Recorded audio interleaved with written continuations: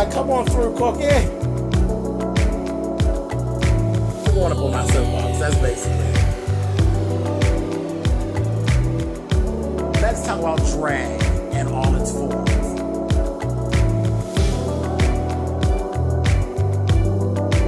What, Cookie?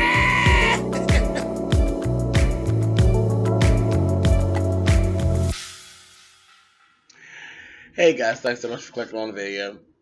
Real Housewives of Potomac, Season 1, Episode 9. Okay. Well, we start right off with Robin and Giselle actually got together and they were actually talking about Robin's situation. I laughed, so I like them too. I actually like their little friendship. They don't shade each other, and I think they actually really are friends. So I enjoy this too. But they were having a whole conversation basically about Robin's and Juan's little situation, and Giselle had literally butted her nose in, and she said some things to Juan, and Juan basically told her to mind her motherfucking business. I said, go on, Juan, with your cute little self. He really is cute. And him and Robin together, they just are a cute little couple, and they really do need. Now, the one thing, Giselle does need to mind her business. I mean, really she does. But honestly, they do need to go head on. They're together. It just is what it is. You two are together. Whether it be an open relationship or whatever it is, whatever y'all got going on works for y'all. But you need to go on and get married and be married. And for legal things, if something were to happen to him, you ain't got nothing to stand on. So, just for protection, you all need to go ahead on and get married. Because you're together. Whatever that is that together is, for y'all, you two motherfuckers are it. So, they might as well go ahead on. If he ain't got nobody that he's interested in marrying, and we see she ain't got nobody that she interested in being with but him. So, y'all need to go ahead on and go on downtown to the Justice of the Peace and sign the paperwork and be remarried and be done with it and move on. The kids don't know no different, which is crazy. The kids don't even know that y'all aren't married. So, child, go on and remarry your husband and move on. And Giselle, mind your goddamn business. But anyway, I laughed at them. And they're just so funny. And Robin is just so fucking normal. She is the most normal thing on this show. She really is. I cracked up laughing when she said, well, we're going to have a toast. She's like, Robin, you're not supposed to drink before we get to toast. She said, girl, I'm sorry. I was thirsty. I bust out laughing because that's just who she is. She's just an old regular old chick. I like her. Okay, so anyway, moving on. Y'all know I basically have gotten to the point where I just hate Katie. I don't like that motherfucking Katie. I don't like her. I think she's stupid. And the whole, one minute you want to play the victim. The next minute you want to be this uppity bitch. When all along, girl, you're just a fucking dummy bitch. You're just stupid. And you trying to pressure some man into marrying you that don't want your motherfucking ass. And you're stupid. Did I say that before? Just in case I did. Bitch, you're stupid, bitch. Sitting around there, she treat the motherfucking dog like she treat the kids. She don't pay the fucking dog no attention either. Just like she don't pay attention to the motherfucking unraised ass goddamn rugrat she got. She's sitting over there. The girlfriend says something to her about the dog and water for the dog. The bitch gonna say, well, there's a pool out there. Really, bitch? Now, where are the animal activists when you need them? This bitch think it's okay for the motherfucking dog to drink chlorine water out of the motherfucking pool? Somebody throw paint on her and drag her ass down to the nearest cell, old dumbass bitch. Anyway, just ridiculous that she sat up there going on and on and on talking about Karen, and you sounded foolish. You're reading Karen's gala. Then you sit and you say that you go to 3 galas a week. And then in the same breath, bitch, you don't know how to throw one. You need help from these unimportant people that you don't even know, bitch, that you just met. You need their help to throw a gala. But you're a bitch that's so into galas that you go to 3 galas a week.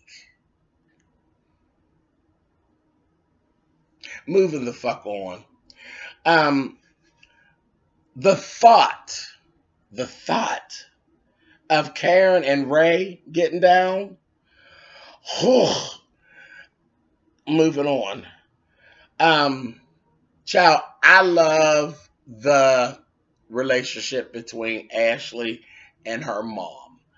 Baby, that car was wearing Ashley's mother out. She had me script. Honey, every time the car would do the little, it's a some kind of car. It's like it saves. It's on a saver, energy saving type of system. So I guess it kind of idles down when you're not doing something. Child, her mother just thought the motherfucker was cutting off because she used to raggedy motherfucking cars. I bust out laughing. It tickled me so bad. Because again, her mother's one of my favorite characters on the show too, because she's just old regular ass ma, and she's cool. But I love their relationship. And though Ashley does get on my nerves a lot with her ditzy, silly shit she does, her relationship with her mother is very genuine. She is a very good daughter to her mother. Her and her mother have a very good relationship. And I love that her mother doesn't try to take advantage. Her mother doesn't overstep at all. She's very selective about what she allows Michael and Ashley to do for her. She doesn't ask them for things, and you can tell that that's genuine and that's not just for the show. She's a self-sufficient old bitch. That's my kind of bitch. So I was like down with that. Child brought my ass to tears, honey. I was sitting there with wet face, honey, when she told her, me and Michael are buying you a house. And the bitch said, fuck it. Now enough is enough. We not taking no for an answer. We buying the house. End of fucking story. I was sitting over her face just as wet, child. I said, I fucking love this. Yes, that's the shit right there that does make me be able to deal with Ashley. Even with her silliness and all her drunken foolishness, she loves her mother. The love she has for her mother is undeniable, and ain't nothing bad to be said about that baby and her mother. Her mom and Robin, my two favorite things on this show. But anyway, so that was really, really cool. Then we had Sharice doing a photo shoot. She's turning 50, so she's doing a photo shoot. And she had Katie over there to help her. Katie, again, was just, her presence was getting on my nerves. And bravo, y'all can get rid of her. Because she's not even the bitch that we love to hate. She's just the bitch that I just don't like. I just hate her. Fuck her. Stinking bitch. But anyway, she's over there getting on my nerves, being all shitty on the slide with Sharice. Sharice looked really good. This is the best she's looked all season. Her makeup and everything was good. Her hair was good. Her outfits were just trash. The outfits were just awful. Especially that black with that bra. That was awful. Awful, awful, awful. I was ready to get on the sewing machine and send her something. Because that was just awful. And she looked too good otherwise to have fucked up her pictures with those garments. That shit was horrible. Where's the stylist when you need him? And Katie steady said, oh yeah, girl, yeah. I said, girl, honey, whatever. You're supposed to be lending your modeling experience and this, that thing. And I said, girl, sabotage, honey. But anyway, then we had the cookout for Raven. Karen and Ray gave the cookout for Raven. And we got to see Karen's son, that's 26 and everything. Her kids look just like her, both of them. They both look just like Karen, because the boy is not Ray's. That's from her first husband. And Karen, Raven, and whatever the other little boy's name is, actually, they look just alike. They really look just like their mom. And I kind of felt for Karen. She ain't bring me no tears. I don't like her all like that. But she was just so pitiful. She was just so pitiful. She was really trying to hold it together. I felt kind of bad for her. Because she was doing a good job of keeping the brave face up. But literally her last child leaving the house is really just tearing her up. And I'm like, you're going to be fine, child. It's okay, child. Just keep on fucking Grady and everything going to be all right. And even old Aunt Dot was there. And Aunt Dot was all right this time. I was laughing and crying. I laughed a little bit and grinned with her because she got on my motherfucking nerves with that motherfucking hot tea. at the beginning of the season. But Aunt Dot was even acting nice. I said, that's it, bitch. Get a hot dog and act like normal people, Aunt Dot, bitch. So I was cool. The cookout was nice. It was. That's like the first scene I think that I've seen. Well, one of the first things that I've seen with Karen where I was like, okay, Karen, all right, girl, you ain't making me want to throw up in my mouth a little bit. You cool. It's cool. But poor thing was just as pitiful. Anyway, then we go ahead, Sharice and her party, which was the biggest thing of the episode. She had a fabulous party, and she had at Carnegie Hall. It was beautiful. Naturally, inside the architecture, everything. It's beautiful. Fucking $80,000. Yeah, bitch, I mean, I'll be 50 in a few years, and I think I want to do something big, but bitch, $80,000, bitch? That was a whole lot. But I mean, again, we're not even in the same type of pay range or tax bracket or anything like that. $80,000 is just a lot of money to be thrown away on a party. And the party didn't say $80,000 to me when I was looking. I was like, that's cute, but $80,000, whatever. And her husband didn't come. I thought that just does not look good on him. I wouldn't give a fuck. An ex-husband would have shown up.